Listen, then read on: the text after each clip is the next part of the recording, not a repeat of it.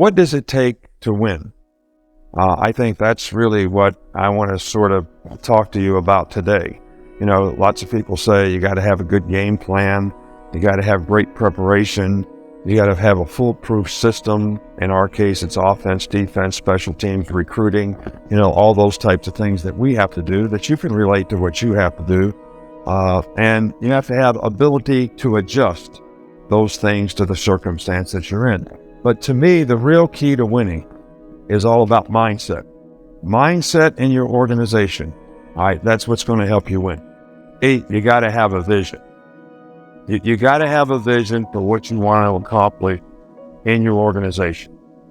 Now, our vision is to create an atmosphere and environment where our players have a better chance to be successful in life because they were involved in our program through personal development, student, academic success, being the best football player that they can be, and investing in their future and their ability to be successful in the future. So it doesn't really matter what your vision is. It could be to climb Mount Everest. Michael Johnson spent 1,000 hours on affecting his time in the 200 meter so he could win a gold medal in the Olympics. 1,000 hours he invested. So it doesn't really matter what you want to accomplish or what you want to do. You have to have a vision for it, and then you have to understand here's a defined process of things that we need to do to be able to accomplish this. I don't care, again, if you climb Mount Everest, if you want to improve your track time, you want to win a championship in football, you want to have a more successful business, it doesn't really matter. But the most important thing and where people fail the most is you have to have the discipline to execute it every day. So, what is discipline?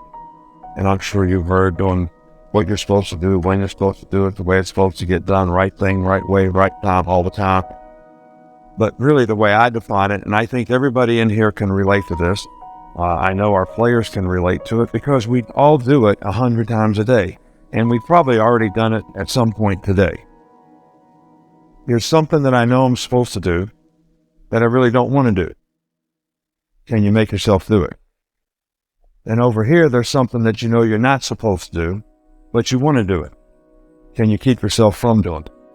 Well, this sort of moral code that we all make decisions and choices about every day is what helps us stay focused on the process. So this is really everything that we talk about is going to come down to how do you have the discipline to execute and do the things that you need to do your part.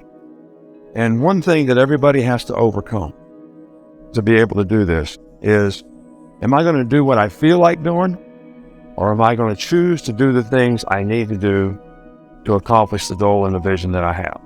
This is a huge hurdle for everybody, because how many times have you heard somebody say, I don't feel like doing that? Doesn't matter what you feel like. You got to make choices and decisions based on what you want to accomplish and what you want to do. You got to be committed to it, and it's got to be important to you for being able to do that. The other thing that people get affected by so much is, are you able to focus on the vision that you have, or are you going to get affected by the circumstance that you're in all the time? When you're a part of a team, which I'm sure all of you are trying to build a team out there, you have the right to fail. Each and every one of you have the right to fail. And I tell our players this all the time. You have the right to make the choices and decisions to fail. But you really don't have the right to make those choices and decisions that affect everybody else and cause them to fail. So you have to be responsible for your own self-determination and doing the right thing. Now, but the individual makes the team what it is. It doesn't go the other way. It's not about, some people think that Alabama has a successful team, so if I join that team, I'm going to be successful. That's not how it goes. There's no I in team. I know you've heard that many times before, but there is an I in win.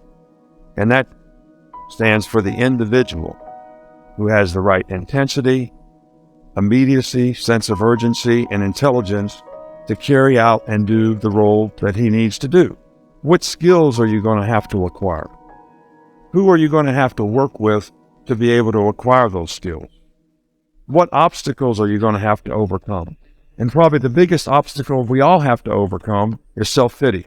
You have to be positive about the way you go about the habits that you need to create to accomplish the goals that you have. And because of that commitment, will you make the choices to do the right things, to be your best, and to care about other people? Those are the things that I think are going to be very, very important. So if you're going to be a team and you're going to create a team, everybody's got to understand togetherness is really, really important. Together, everybody's going to be able to accomplish more. But what are the key factors in people working together?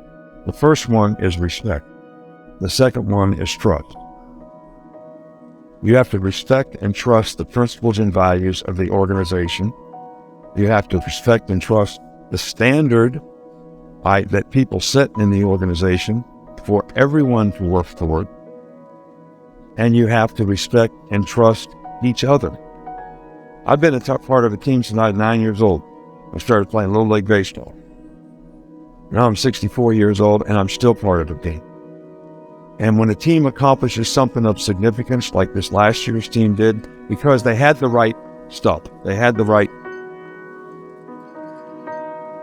psychological disposition, right, to keep doing things at a high standard even when things didn't go well. So being a part of the team, a team is one of the greatest feelings you're ever going to get. You got to get the right people on the bus, you got to get them in the right seats, and you got to get the wrong people off the bus. Because mediocre people don't like high achievers, and high achievers don't like mediocre people. And if you let those two things coexist in your organization, you're never going to have any togetherness. Because there's always going to be somebody looking over their shoulder saying, I have to do something, and that person over there doesn't have to do it, or refuses to do it, or doesn't do it. So that respect and trust that I talked about, it's not going to exist. So you think you're doing yourself a favor? You think you're doing yourself a favor by not making changes and not doing things that you need to do. And you know, it's harder to do when things are going well. Sales are good. We won a lot of games. We won a championship. I see problems in our organization that I'm going to have to fix. And it's hard to fix them because it affects people. But it needs to get done. And if you don't do it, regardless of what's happening, it's going to bite you in the butt. It's going to get you. It's going to get you down the road. What is your behavior doing to help you accomplish the goals that you set out and told me you wanted to accomplish? Tell me how this behavior is helping. And if the guy doesn't show the ability or the discipline to do those things on a consistent basis, they really can't be part of the system. If you don't have positive people, and one of the most things that I see out there most, and question yourself about this. Don't judge other people and other things. Don't judge. Just go through one day and don't judge anything. I hear all the time, I don't like this guy because of the way he wears his hair. Well, who are you to judge that? How about the kind of person he is? How about the kind of things that he does? All right, don't judge. Be committed to the things that you need to do that you can control to be all that you can be. And if you have any leadership, you're going to try to affect that other person too, which I'm going to talk about. Provide the leadership to develop the relationships. Don't forget that part.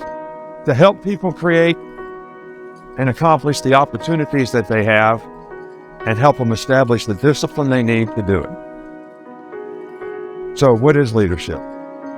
If what I just said is true, leadership is about helping somebody else, affecting somebody else for their benefit, not for your benefit, for their benefit.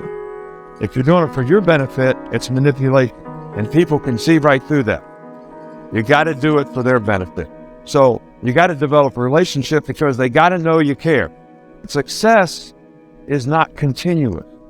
Just because you're having success doesn't mean you're going to continue to have success. Just because we won 13 games last year doesn't mean we're going to win the first game next year. Or win 10 games or 12 games or even 9 games. Doesn't mean we're going to win any game. And when you have complacency and you get satisfied, it creates a blatant disregard for doing the right things.